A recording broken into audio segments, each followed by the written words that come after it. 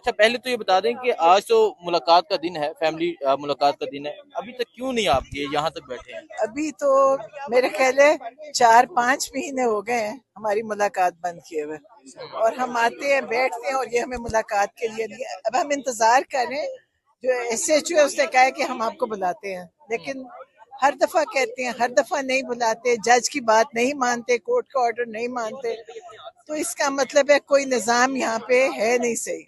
हम्म। हाँ, तो बस हम इंतजार कर रहे हैं बैठ के। अच्छा, क्योंकि आप लाहौर से आते हैं और जो हमने देखा परसों सुबह मुरीदके में जो हुआ, जो TLP के कारकुनान के साथ और वहां जो हुआ, उस हवाले से क्या मौकफ है आपका और इमरान खान का? मेरा तो जो इमरान खान का भी जाहिर है बहुत इसके खिलाफ ही होगा, क्योंकि वो तो कभी जुल्म पसंद ही नहीं करते।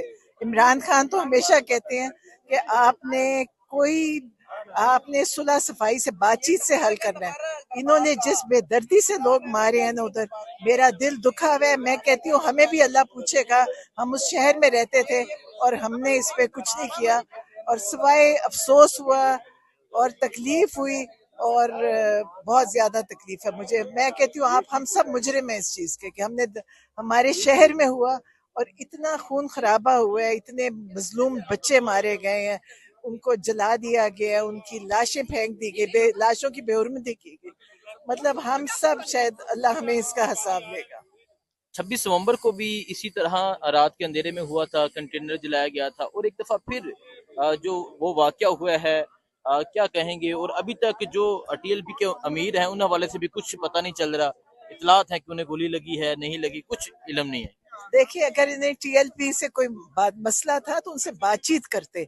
ये कोई फलस्तीन की जंग नहीं चल रही, यहूदी नहीं हमें मार रहे, हमारे मुसलमान मार रहे हैं हमें।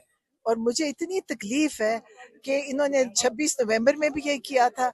अगर इनको उसके वो कामयाबी नहीं थी इनकी, इन्होंने इतने घरों के अंदर तकलीफ पहुंचाई, फिर लोगों की लाशें उठा ली, खून धोया, जला दिया कंटेनर, वहां पे भी कंटेनर जलाया, यहाँ पे भी कंटेनर जला दिया। और जो जुल्म किया है ना, यकीन करो, मुझे मैं लगता कह है ये इजरायली फोर्सेस थी। तो ये कोई मेरे नहीं ख्याल कोई मुसलमान और पाकिस्तानी इस तरह मार सकता है, मुझे यकीन नहीं आता कोई मार सकता है। जरूर ये इजरायली होंगे। तो जो वहाँ आपने वो फुटेजेस देखी? मैं तो थोड़ा सा देखा, नहीं देखा गया। बहुत जरूरी। उन्होंने लोगों को उनको पता था कि ये फौत हो गए हैं, उनको भी वो ऐसे फेंक रहे थे, नाले में फेंक रहे थे बॉडीज। उनको इन्होंने गाड़ियों के नीचे मसल दिया। ये मुसलमान नहीं हो सकता है। आपको पता मुझे है नहीं यकीन आता ये मुसलमान हो गए। इनके काम मुसलमानों वाले है ही नहीं। आप देखें कि उन्होंने एक जो फौत हो जाता है ना, एक उसकी भी हुर्मत है, उसकी भी बेहुरमती नहीं हम कर सकते। इन्होंने उनकी लाशों को गाड़ियों के नीचे मसल दिया, इन्होंने नालों में फेंका। ये मैं हैरान हूँ कि जो लोग करने वाले यहीं के रेंजर्स कहते हैं, ये रेंजर्स हैं कि ये कोई रॉ के एजेंट हैं या ये इसराइल से आए हुए हैं। वो देखे, वो तो मुसलमानों को मार रहे हैं, ये किसको मार रहे हैं?